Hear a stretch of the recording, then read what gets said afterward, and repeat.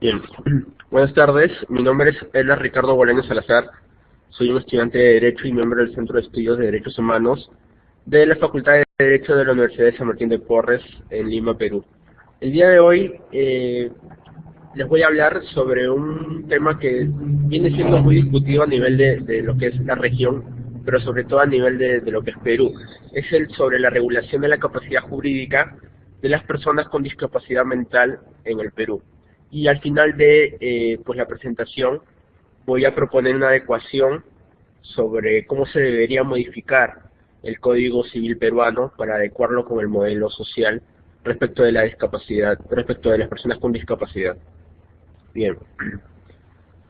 Como primer punto, he considerado que es oportuno precisar algunos conceptos, sobre todo respecto a la capacidad jurídica. Y según el Comité de los Derechos de las Personas con Discapacidad de las Naciones Unidas, específicamente en la Observación General número 1, que salió en este año, a mediados de este año, entendió el comité que la capacidad jurídica es la capacidad de ser titular de derechos y obligaciones, capacidad legal, o la que se puede entender en los códigos civiles, sobre todo latinoamericanos, como la capacidad de goce.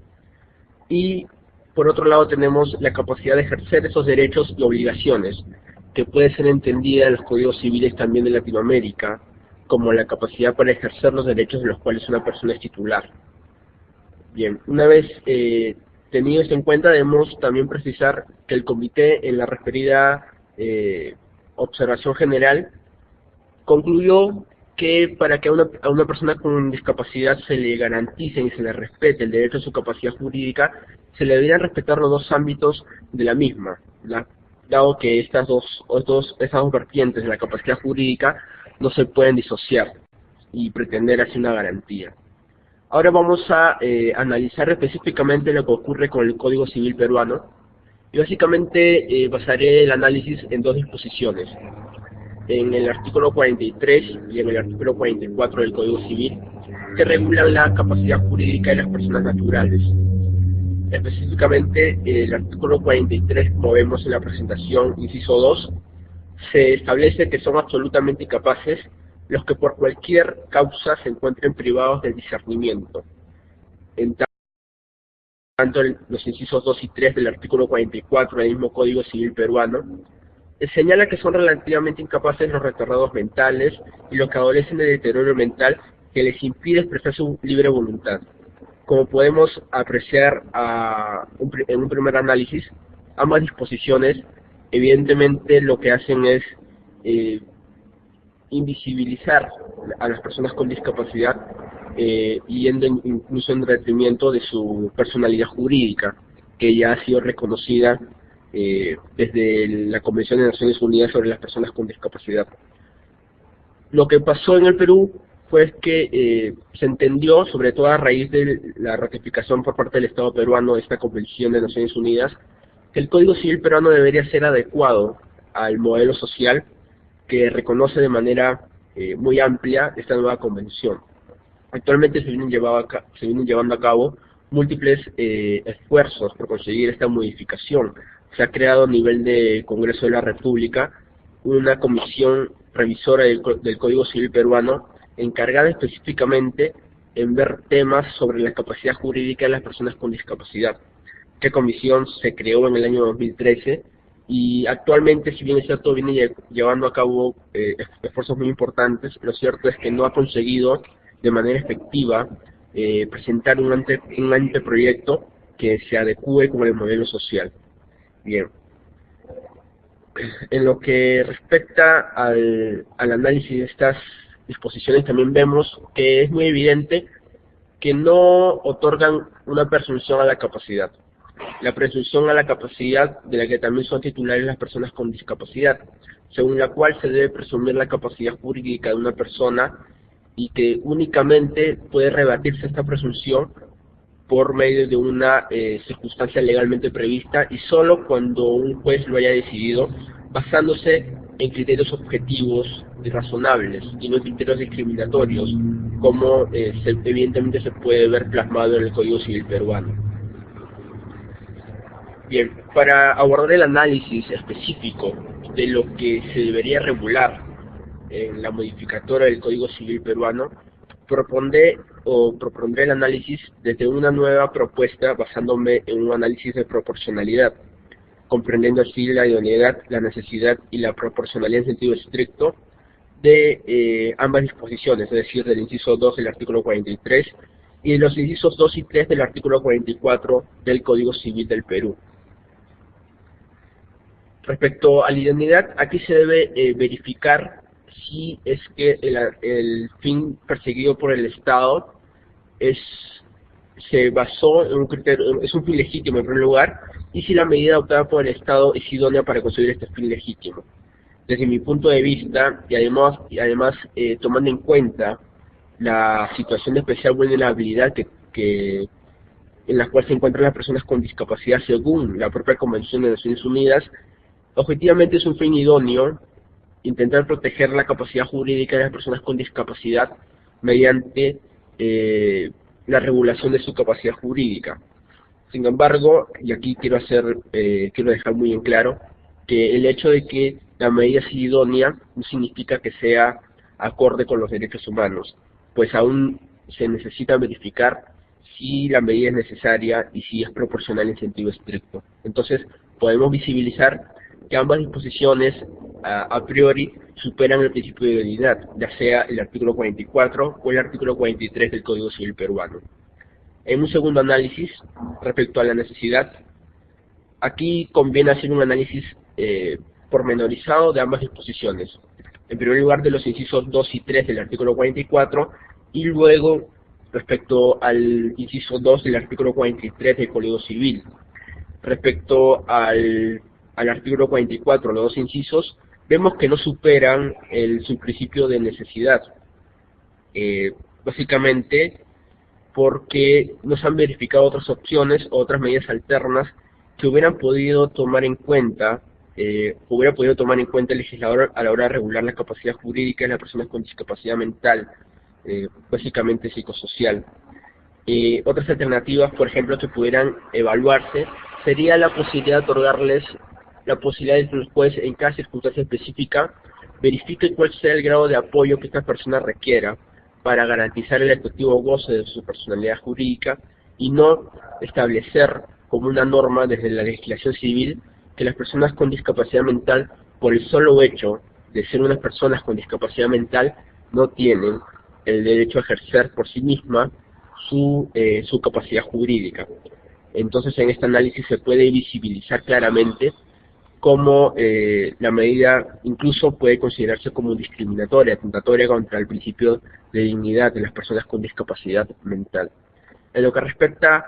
al análisis específico del artículo 43, inciso 2 del Código Civil, vemos que en un criterio más amplio sí supera el principio de necesidad. Si bien a primera vista aparenta ser una regulación abierta, debemos entender que en el fondo el inciso 2 de este artículo parece buscar que las personas con discapacidad mental que no puedan expresar su voluntad de manera indubitable sean pasibles de ser declaradas como incapaces absolutos para efectos jurídicos. Aquí quiero explicar que para que esta regulación supere el requisito de necesidad, que debo dejar muy en clara la posición de que, según desde mi punto de vista, únicamente en aquellos supuestos en los que las personas con discapacidad no pueden expresar su voluntad de manera indubitable y clara, se requiere como medida muy excepcional un sistema de apoyo obligatorio, siempre, claro está, que sea mediante una decisión judicial y que esta decisión judicial cumpla con todas las garantías mínimas procesales que merece cualquier persona, entiéndase tales como el derecho a ser oído, recurrir el fallo, imparcialidad e independencia del juzgador, etc. Así como también un mínimo de 2 informes médicos imparciales cuyos intereses no se interpongan con ninguna de las dos partes, accionante del proceso o beneficiario. Esta posición personal responde a una lógica, y es que existen circunstancias en las cuales es preciso reforzar el sistema de apoyo en favor de aquellas personas con discapacidad que no pueden expresar su voluntad de manera indubitable. Esta situación excepcional como se puede apreciar en los trabajos preparatorios de la Convención de Naciones Unidas sobre los Derechos de las Personas con Discapacidad, fue una posición tomada por diversos países o por diversas delegaciones en el trabajo de esta convención. Por ejemplo, la delegación de Canadá sostuvo que en aquellos supuestos en los que la persona con discapacidad era incapaz de ejercer su capacidad jurídica con asistencia, era necesario aplicar un modelo de sustitución en la toma de decisiones. Si bien es cierto que esta sustitución puede ser entendida como una forma muy extrema de restringir el derecho a las personas con discapacidad, debemos también complementarla con otras posiciones, como por ejemplo la delegación de Nueva Zelanda, Noruega, Costa Rica o Trinidad y Tobago sostuvo que en algunos casos las personas, debido a que no pueden expresar su voluntad de manera indubitable y no pueden ejercer su capacidad jurídica, corren el riesgo de sufrir abusos o abandonos, y es en estos supuestos donde sí, de manera muy excepcional, se puede aplicar el sistema de apoyos en el ejercicio de la capacidad jurídica, pero, reitero, de manera muy excepcional y de una manera además muy estricta, es decir, la forma en la cual debe llegarse a esta conclusión debe ser siempre y cuando se hayan respetado las garantías mínimas del debido proceso para llegar precisamente a esta determinación. Bien, finalmente, en lo que respecta al análisis de la proporcionalidad en sentido estricto, debemos verificar aquí si el grado de afectación del derecho a la personalidad jurídica de las personas con discapacidad en relación con el grado de satisfacción del fin perseguido por el Estado de salvaguardarlas de alguna manera, vemos que la restricción respecto al artículo que se superó el principio de necesidad, es decir, el artículo 43 del Código Civil, es una restricción de alta intensidad, pues lo que hace es desaparecer el derecho que contempla el artículo 12 de esta Convención de Naciones Unidas, el derecho a la personalidad jurídica de las personas con discapacidad, es decir, lo desaparece tal y como está regulado el Código Civil peruano por absoluto. En este punto debemos entonces concluir que la satisfacción del fin perseguido es deficiente y la restricción es de alta intensidad. La medida que prevé el inciso 2 del artículo 43 resulta entonces desproporcional en sentido estricto y en consecuencia no supera el juicio de proporcionalidad que establece la Convención de Naciones Unidas sobre los derechos de las personas con discapacidad. Entonces, llegando a esta conclusión, a que ambas disposiciones son contrarias a los principios y a los fundamentos que establece la Convención de Naciones Unidas, propongo algunas modificatorias que deben revisarse en el Código Civil del Perú. Así, en relación con el artículo 43, tengo un cuadro comparativo, como pueden apreciar, respecto de la regulación actual y también respecto de la propuesta que he trabajado. Así tenemos que, desde mi punto de vista, debería regularse específicamente como absolutamente incapaces los menores de 16 años, salvo para aquellos actos determinados por la ley. Es un punto que no afecta a las personas con discapacidad, y específicamente sobre el punto 2, que es el que mayor debate ha creado, yo considero que debe regularse de la siguiente forma: los que no pueden manifestar su voluntad de manera indubitable por ningún medio, siempre y cuando exista resolución judicial debidamente motivada. El juez deberá comparecer a la persona que está incursa en un proceso de declaración absoluta de incapacidad, de ser posible. De lo contrario, el juez irá hasta donde la persona se encuentre a fin de evaluarla personalmente. Esta modificatoria o esta propuesta obedece a un interés. Es prácticamente a que, aun cuando pueda considerarse socialmente, jurídicamente o hasta incluso internacionalmente que es posible limitar la capacidad o restringir la capacidad jurídica de una persona con discapacidad, debe basarse esta restricción en todas las garantías mínimas del debido proceso. La persona con discapacidad debe tener derecho a una audiencia, debe tener derecho a ser oída, a ser escuchada. Y si esto no fuera posible, el juez debería tomar las salvaguardas específicas para conseguir que esto se lleve a cabo. Respecto al artículo 44, y dada la premura del tiempo, escribimos solamente algunas consideraciones sobre expulsar del ordenamiento jurídico los incisos 2 y 3 del Código Civil peruano y reemplazarlos por solamente los otros incisos que contemplan el artículo 44. Y bueno, ese fue desde mi punto de vista el aporte que considero que es oportuno para la legislación peruana actual y que aún queda un largo trayecto, pero considero que en lo venidero va a ser fructífero para la capacidad jurídica de las personas con discapacidad. Muchas